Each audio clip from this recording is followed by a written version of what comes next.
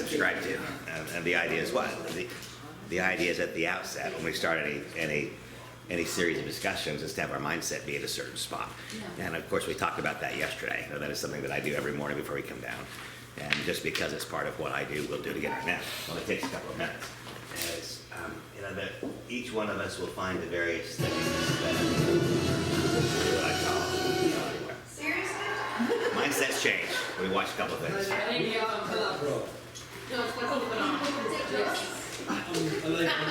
I'm a sales assistant at Petro Gallery. I'm a kitchen salesman. I work in a Japanese restaurant. I work in a hospital. Okay, lovely. How long have you guys been a group? We've been together for about a month now. A month? Oh, not long. Enough to win Britain's Got Talent. Natural chemistry, I think. Okay, lovely. Whenever you're ready.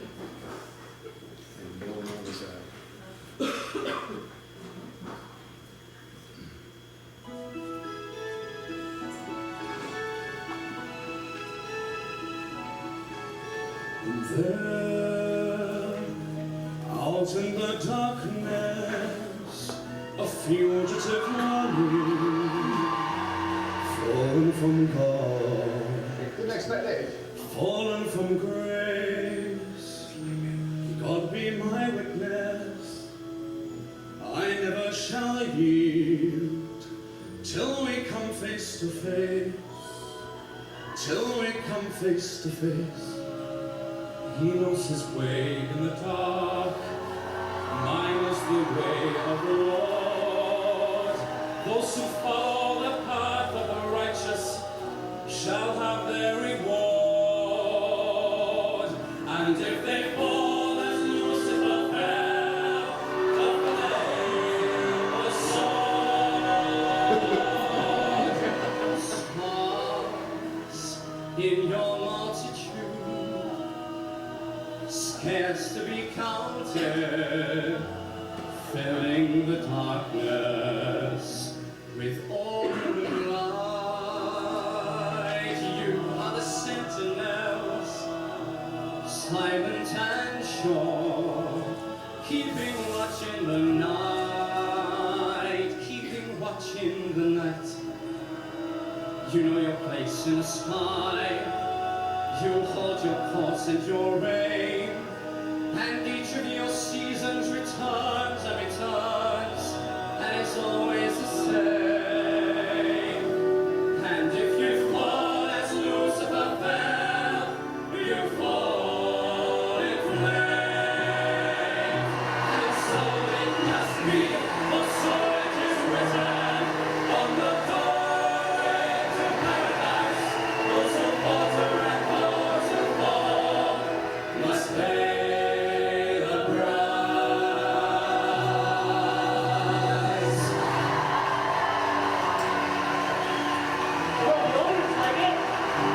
Lord, let me find him, that I may see him, safe behind bars. I will never rest till then,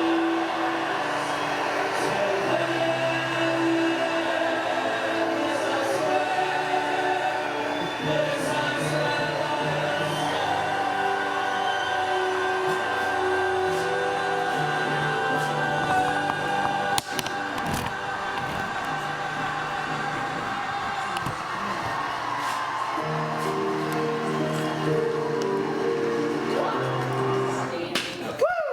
Yeah. Amen.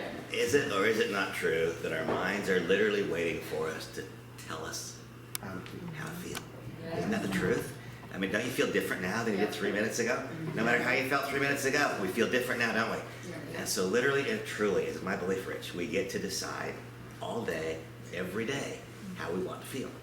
And if I feel like this, am I not going to be more constructive? Is the next thing that I say or do not going to be better? Yes. If I feel like I feel right now. And so why do we allow ourselves to go through day after day after day after day, being twisted and upset, resentful and fearful, when we could take 2 or 3 minutes, 2 or 3 times a day, and feel the way that we want to feel? I'm telling you, Rich, the difference in my results and so many people's results is that I do the little tiny things to make me feel the way that I want to feel, as opposed to the way that the world makes me feel. and I can do better work. I can do better things if I feel this way. And so what does it take? Only willingness, right? That is all. The vast majority of things that I do, that I propose, that have made my life a successful one, are things that don't require talent, they don't require skill. They take a tiny bit of knowledge, because if nobody tells you, why don't we try this and see what happens in your life, it takes a tiny bit of knowledge, then all it takes is willingness. It just takes a tiny bit of willingness to act upon that knowledge. And so it is so much easier for me to have my day go right because I've pre-programmed myself of the way I'm going to have my day start. My day is going to start a certain way, and my day is going to start that way irrespective of what else is going on. And if over the course of the day something happens that doesn't make me happy, I can reset it. I can reset it 5 times a day if I want. I can reset it 10 times a day. I just don't ever need to be in a down spot. I really don't, almost no matter what else is going on. Now today we have quite a few things to cover. And I'm going to very specifically get to the business building mechanisms, the income generating mechanisms. There are a few things this morning. This morning I was up contemplating what are the important things I wanted to emphasize or I wanted to talk about that haven't been talked about yet. Because a couple of hours from now we're going to part ways for a little while. The first thing is we've spoken quite a bit about this idea of daily disciplines, if acted upon daily. Daily disciplines done daily do build character. And my basic belief is that we'd all like to be more happy more of the time. You know, what do you want? What do you want? We can say a lot of things, but at the bottom of it all, we all want the same thing. We want to be more happy more of the time. That's what we want to be. And my observation is, reflecting upon our conversation, that the contributors for me being more happy, I'm guessing they're the same contributors for you, but the contributors for me are, number one, I must have a degree of spiritual wellness. That's what I must have. And by the way, we talked about this idea of Teresa of Avila saying that we should put ourselves in environments that will dilate our soul so it lets in more light. Well, just a few minutes ago, we watched Calabro sing, and in 3 minutes, we all experienced it. Our soul was dilated, let in more light. We felt differently 3.5 minutes later than we felt 3.5 minutes ago. That's the way it is. On the other hand, we could have put in some ghastly, horrible, awful scene from The Exorcist, and what would happen is our soul would constrict, and it would let in less light. It would have completely, totally, absolutely different attitude, energy, and therefore ability to function. And so, given that what we want is to have a degree of spiritual wellness, then for me, what we just did was a little bit of a spiritual experience. That's what it was, because we observed something. It was talents and gifts that were provided by God and then put on display by humans. That's what just happened. Yeah. Talents and gifts provided by God and put on display by humans, and it's encouraging and it's empowering and it makes us feel different. And so there are a variety of different ways to have a spiritual experience. And again, I'm not encouraging people to have a religious experience. That's up to you. I do encourage all of you to have a spiritual experience, to the extent that we can have a spiritual experience of some magnitude every single day. Every day. And it's entirely possible. I promise you, it is entirely possible to have some kind of little spiritual experience literally every day. And if we do, then it will make our life go differently. And so these daily disciplines, first spiritual disciplines, each of you answer this for yourselves. Don't answer it for me. I have to answer it verbally. But I proposed the idea of establishing new spiritual disciplines. That was proposed 48 hours ago. My question is, have any of you done that yet? If not, why not? Thank you. And if you have not done it yet, I will tell you the way that it really works. If you have not done it yet, then unless you do it because of this few minutes of dialogue, you're not going to do it. And what that means is that I came here and you came here and we had a warm bath. But as soon as we walk outside, we get dirty again. And if we don't make the required change, if something doesn't change, then 6 more months will go by and the outcome will likewise not change. And so if you did not establish for yourself already some new daily discipline, then stop and ask yourself why. So you know what, I came here to learn. I came to improve. I came to change. And I've already been given guidance that for whatever reason I've chosen not to act upon. Ask yourself why. Why have I not? Daily disciplines done daily build character. If my character improves, I will be more happy. If I'm more happy, I will be more productive, period. That is the truth. And so daily disciplines, spiritually, physically, mentally, emotionally. What decisions have you made, if any, to become slightly more fit in each one of those areas? When I talk about fitness, if I go to the gym and I work out, then my muscles have a certain degree of fitness. If I don't go to the gym one day, maybe my muscles rebuild themselves, and maybe that one day break is good. But if I go 5 days in a row without going to the gym, it's like I never went to the gym. That's the truth. All of a sudden, you can't wedge my butt back in there, and I'm resentful, the same thing that I was happy about before. Steady daily consistency is what it's all about. But in order to be steady, daily, consistent, it requires that we do what? First start. You gotta start. You gotta start someplace. And so if you did not already establish for yourself a new discipline, spiritually, physically, mentally, and emotionally, then stop and ask yourself, why? Why did I not? I came here to learn, I came to be taught, I came to change, I came to have a different outcome, and already some guidance that I've been given for whatever reason I've not acted on yet. Now you might, but Randy, I'm going to. Randy, I'm going to. These going tos don't really cut it, right? Either I do or I don't. The going tos don't really cut it. And so figure out what are you going to do today that is actionable based upon the things that we've been taught already, because that's what will turn into a different outcome. The 5 laws of gold, this is all critically important to me. You've heard me say many times, I do believe that I provide value. I think the things that we do, not just me, the things that we do are as important to people as if we were their minister, if we were their physician. Because if we help people no longer have financial pressure, then that makes such a big difference on literally every other part of life. I wish it wasn't true, but it is true. And so, without having this up here, how many of you know the 5 laws of gold right now? Do you know the 5 laws of gold? If you don't know the 5 laws of gold, then I can tell you in advance you are violating one or more of them. And if you're violating one or more of them, your finances are not what you'd like them to be. If you're violating 2 or more of them, you've got financial pressure you'd rather not have. If you're violating 3 or more, the financial pressure is somewhat acute. If you're violating 4 or more, you're getting pretty close to bankruptcy. And so, what are the 5 laws of gold? This, of course, was taught by George S. Clason. He wrote what I consider to be one of the most important books in my life. It's called The Richest Man in Babylon, published in 1903. Something cosmic about 1903 for me. Can't tell you exactly what it is. 1903 is the year that Watkins was formed. 1903 was the year that The Richest Man in Babylon was written. 1903 was the year that Harley Davidson was formed, and I've ridden Harleys forever. There's about 20 things in my life that all centered down in 1903. And I can't tell you why, but someday I'm going to find out. There's something about 1903 for me. Are fours a big part of your life? Say it again? Are fours a big part of your life? Yes, as a matter of fact. 1903 is 4. Is it really? Yes. Here we go. All right. So anyway, something about 1903. From the mouth of babes. I was really curious. So, here are the 5 laws of gold, folks, and this is my promise to you all. No matter where you find yourself financially today, if you will begin living, not knowing, if you begin living the 5 laws of gold today, in less than 5 years, you will have relative financial comfort. It's the truth. You don't have to make more money to have more money. You have to react and interact with the money that you have differently. That's what has to come first. And so the first law of gold is what? 10% of everything that we earn is ours to keep, and we must pay ourselves first. And so, Rich, the question that is posed, well, I don't know if it's in the book or if it's reading between the lines that I get it, but what if you went back to 15, 16, 13, whatever it was, the first time you made money, what if you had just taken 10% off the top of everything you earned, clear from the first time you made money, and that 10% was taken off? Would that change the way that your financial world is right now? Absolutely, a lot. I mean, can you guys just all imagine that? And isn't it true that if we had earned 90 cents instead of $1, we still would have figured it out? We would have. If the check that had come in had been 10% less, we would have figured it out. We wouldn't have died. And the fact is that had we all, from the time of our youth, had we taken 10% of everything we'd ever earned and just pulled it off the table, our whole world would be different today. It all would. Now, we can't go back and correct what happened back there, but what we can do is start today. We can start right now. And by the way, I would tell you that if you are older than 50, I would tell you that it's a really, really, really good idea to not make that 10%, but to make it something greater. 10% of all we earn is ours to keep, pay ourselves first. But if the runway in front of me is not as long as the runway behind me, then maybe it makes a little bit of sense to add to that a little bit. And to make whatever required sacrifice must be made.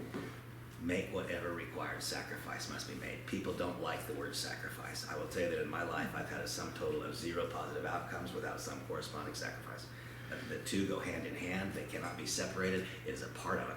And I don't believe that we're going to change that. I think that that's one of the irrefutable laws of reality of life. Changed results require sacrifice. So 10% of all that I earn is mine to keep. I must pull it off the table and pay myself first. And I've now been doing that since 2006. I'm telling you, everything changes. I made so much money year after year after year after year, and I didn't have any money year after year after year after year. Because what I had was Lamborghinis and Ferraris, all kinds of other stuff. But what I didn't have was an investment portfolio. And we've talked a lot about this idea of having a positive self-esteem, feeling comfortable in our own skin and feeling good. You want to know the single most esteeming thing? It is to have an investment portfolio instead of having debt. Life change, it just feels so different. That when you're looking at, instead of your bills, when you're looking at your investment accounts, life feels so very different. But it has to start somewhere. So 10% of everything that we earn is ours to keep. We must scrape it off the table and pay ourselves first. That is the first of the laws of gold. The second law of gold is to invest it. To invest it, not to simply stick it into the mattress. It says to give it gainful employment. Remember, I talked yesterday about the idea that what we really want, what we search for, is the day when the money makes the money. If the work that you're doing, Jim, is paying the bills, there is no financial freedom in that. There is no financial security in it. If your income goes up 50%, there is no financial security in it. If what you are doing on a weekly, monthly, or annual basis is paying the bills, there is no security in that. It is only when the money is earning the money. That's what happens when the interest, the dividends, whatever, the money makes the money. That's when there's financial security.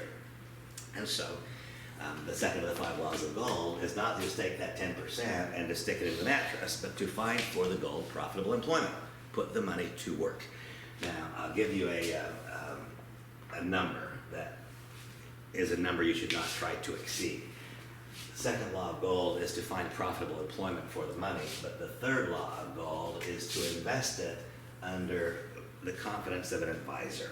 If you are not skilled in the market, I mean, I would be a little bit surprised, for example, Jim has told me, he's been candid, he hasn't earned a lot of money up until now, not a lot more than it costs to live, and so probably don't have an investment portfolio, or so very small. Well, if that's true, if Jim were to suddenly start acquiring some money, then the great risk would be that there's all kinds of people who will call him and tell him crazy things to do with the money. And so, Jim, I will tell you, and I'll tell all of you this, if your income objectives are designed to cause greater than a 7% year over year after year compounded annual return, then you're making the money work too hard, and you're going to have too many instances where you lose the money that you finally begin saving. And so the second law of gold is to find a profitable employment. The third law of gold is to seek out proper counsel. And all this means, for people here who are not going to have tens of millions of dollars, we can all use managed accounts in any one of the big brokerage firms. You can use a Merrill Lynch managed account, you can use any of them, Bank of America, literally any of them, JP Morgan Chase, Wells Fargo. You don't need to pay outside investment advisors because you can use, they're not free investment services, but they're very, very, very inexpensive, and they're managed portfolios. I used to be a stockbroker. I understand that game. I understand the rules really well. Do yourself a favor. Do not pick and choose individual stocks and bonds. Get a managed portfolio, and get a managed portfolio that is consistent with your age. So, for example, Kayla is a young gal. It is appropriate for Kayla to have a moderate risk parameter because there's so many years. If an investment happens to go down, it can go back up. And so even though you may have you're a risk taker, well, if you're a risk taker and you're 50 and you're a risk taker and you're 30, there's dramatic differences in what is an appropriate risk. And so I will tell you that none of you should be selecting an investment advisor as one of the big names. Select an investment advisor that's a big name, and having selected that investment advisor, then select a managed portfolio. Don't buy and sell individual stocks, and select something that is moderate risk or lower. And if you are over 50 years old, select something that is low risk. Because if you try to make their money work too hard, the fact is that you're just going to wind up with nothing again. And so 10% of everything we earn is ours to keep. We're going to find a profitable employment. We're not going to stuff it in the mattress. We're going to realize that, Jim, whatever you've done in your life, it's not been to learn how to invest. That's not been your world, right? So we need to find an advisor to teach us how to do that. In this case, we just have to use one of the managed portfolios that are readily available to everybody. The next thing we're going to do is we're only going to invest in those things with which we have some knowledge. And so if we're giving money to an investment advisor, that counts. We're investing in something that has knowledge. If there's something else that we feel compelled to invest in my own case, there are 2 or 3 things that would fit inside the 5 laws of gold. I know and understand the direct selling industry extremely well. And so if I chose to make an investment in the direct selling industry, that would be consistent with the 5 laws of gold. I don't know the technology world at all. And so not surprisingly, before I learned the 5 laws of gold, I had a great friend, I mean a dear friend, one of my best friends. He said, Randy, we're going to start a company, we're going to buy a company, we're going to buy a technology in Hewlett Packard. The name of the company is Exegesis, and I get done and blah, blah, blah, blah. Well, I lost $4 million. I don't understand technology. Me investing in something I don't understand is a horrible idea. And by the way, I didn't learn that very quickly at all, because after getting my brains beat out of Exegesis, another friend called. A friend, not an investment advisor, wasn't Wells Fargo calling me. Another friend called me. He said, Randy, we can buy Fila Golf. Oh my gosh, I'd like to buy Fila Golf. I know how to play golf. I don't know how to be in the golf business. And so I lost a few million more dollars. Do not invest in things you don't understand. It's completely crazy. And I would say that in this room, until such time as you have something more than $3 million in invested assets, I would strongly encourage you to do nothing except with an investment advisor and don't do anything outside that. Once you got $3 million with an investment advisor, if you want to do something different, fine, but don't bother. And then, even then, do it only investing in things where you have some degree of knowledge. And then finally, it comes back over here, I talked about this 7%. Do not ask your money to work too hard. If you ask your money to work too hard, if you ask it to make more than 7% on an annual compounded yield return, the odds are that you're going to lose the money instead of making it. Now those 5 laws of gold, those simple things right there, pay yourself 10%. Don't just take the money and put it under a mattress. Pay yourself 10%. Do it first. 10% of every dollar that comes in through your door from now on. Boom. Take it off the top. And whatever the bills are, whatever the house of cards is, it has to fall. Let it fall. And take 10% and put it away. Then realize that that money needs to grow. If the money doesn't grow, it in fact shrinks, doesn't it? Because of inflation. And so if we just stick the money in the mattress, then the money's not growing, the money is shrinking. And so, even though inflation today has run up way too high, I will still counsel you to not try to get returns that are greater than 7%. Because if you try to get returns that are greater than 7%, you're going to lose money more frequently you're going to make it. Look for profitable employment, go to an investment advisor, and once again, you can use Bank of America, Merrill Edge, it costs you nothing, literally nothing. You can use Wells Fargo's Intuitive Investor account. You can use JP Morgan Chase, they have one called the Automated Account. None of them cost you anything, they're all free services. And there's absolutely no reason to not be using them. That's something we should all be doing, all of us. And then realize that if we're investing in things that we don't know and understand, that by definition means it's not an investment, it's a speculation. No one in this room should be speculating, literally nobody in this room should be speculating. And then finally is to not count anything greater than 7%, don't force unrealistic returns. If those things happen, then 5 years from now, believe it or not, you will have dramatically less financial pressure if you don't earn any more money than you earn right now. 5 years from now, that's all it takes. In 5 years, the world changes. So, again, ask yourself this question: are you going to make that required change starting today? If you don't make the required change starting today, and if you don't make it tomorrow, by the next day, this conversation is forgotten. That's the way that it really works. Okay, yesterday, we also talked about icing envelopes. And when we had our various roundtable discussions and so on, I don't recall anything being said afterwards anyway about icing envelopes. And so I just wanted to ask, did any of you have any thought about that? And what are your icing envelopes, Rich? You know,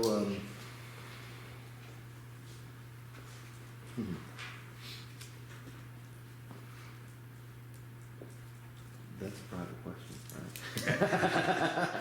You know, no, in all sincerity, probably just, yeah, anything that would stroke my ego and make me all about me. I need to be careful with that, just the humility of the gifts that God has given me, and utilizing those for, you know, investing into others and to seeing things that through that lens versus the lens of, I grew up very not important in life, feeling like you know, didn't have a dad, all the good fun stuff. So, you know, validation's always been a huge issue. I want to be the guy. You know, I always looked at everybody in my life and said, man, I wish I'd have got dealt the cards they got and all of that stuff, right? So, yeah, just anything that has to do with validation issues, I want to make sure that it's not put on me. I want to make sure that I recognize that. Him in and through and as me, not me doing it. Yeah, thank you. Kayla? All right. Well, I'll give you 2. One is not having healthy boundaries. Second is having people in my life who are big drinkers, because they will then convince me to have the second drink, and then that's just the domino. Right. Okay. Thank you. One of the icing envelopes that I did not talk about yesterday kind of waiting to see if any one of you would talk about. Every one of us, all of us, I believe, have a similar icing envelope in that if we hang around negative people, it will make us negative. It is an absolute incorrect thought that people have that if you're rich, you're a positive person, that if you hang around negative people, you'll turn them positive. Won't happen. What happens instead is negative people turn positive ones negative, but positive ones don't turn negative ones positive. Just the way it is. And so what I do, I simply make an exit. When I'm around people who are negative, even if they're negative for the moment, not always negative, I just exit. It's not the place for me. If I'm around people who are expressing negative thoughts, energy, and emotion, that is going to wind up making me less positive, isn't it? And there's exactly no part of my life that is benefited by me being less positive. There's no part of my life that is benefited if I'm discouraged or if I'm angry. None. And so for me, another icing envelope is negative people. People who are, and that's also why when people start complaining to me about anything, I say, no, you got it wrong. You're talking to the wrong guy. You're just talking to the wrong guy. If you'd like to talk to me about potential solutions, call me and talk about that. But if what you want to do is call me and tell me all that's wrong, call somebody else. There's nothing to be gained from this. And so I just very gracefully exit any situation where the dialogue is negative. We can take every situation and we can craft it into a positive discussion. That's my belief. Take every single situation, we can craft it into a positive discussion. Or we can allow ourselves to follow the downward pull that is part of human nature. The downward pull is towards negative. But instead of that, I've simply made a decision in my life. No. When the downward pull is there, I will exit that situation because I can turn every situation into a positive conversation if the other party is willing to do so. Icing envelopes, I will go back around to one I mentioned yesterday and I'll just mention it again because I'm personally aware of 2 or 3 situations right now that are close to me where marriages and great relationships are coming undone because of social media flirts. I mean, it's a big thing. It's not a little thing, and it's way more widespread than I think a lot of people know. Social media flirting with old boyfriends, old girlfriends, old this, old that, old the next thing. It seems so innocuous. I'm aware of 2 divorces that are going on right now because of social media flirts. And I would simply caution all of you, just say, is there any interaction I'm having with anybody that's likely to lead my boat to the rocks? None of us do better when our relationships fall apart. That doesn't help any of us. That makes everything worse. And all these little seemingly innocuous social media flirts, again, I'm aware of 2 of them where marriages are on the rocks right now. It's romance where it's on the rocks right now. Just be consciously aware of whatever your icing envelopes are, and don't believe that because that icing envelope isn't negatively impacting you today that it will not. If you fly on the ice, it will stick. It will. It might not stick immediately. You might fly on the ice for 6 months. You might have some casual little flirt going on for quite a while. It doesn't cause any problems. One day it will. And it's not just a casual flirt. It's anything. It's for me. Again, it's alcohol. For me, it is even. I mean, it sounds completely insane, I know, but I had a $3,500 a month cigar budget for a long time. I really like cigars. I love the way cigars smell. I mean, people think they stink. I think they smell great. For me, just hanging around with somebody smoking a cigar, that's an icing envelope for me. It is, because it makes me want one. And you know what? If I smoke a cigar, oh gosh, if I smoke a cigar, man, I really like brandy too.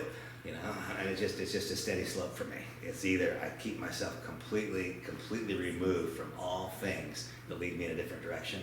If I stick my toe even the tiniest bit in the water, you know, pretty soon I'm immersed. It's what happens.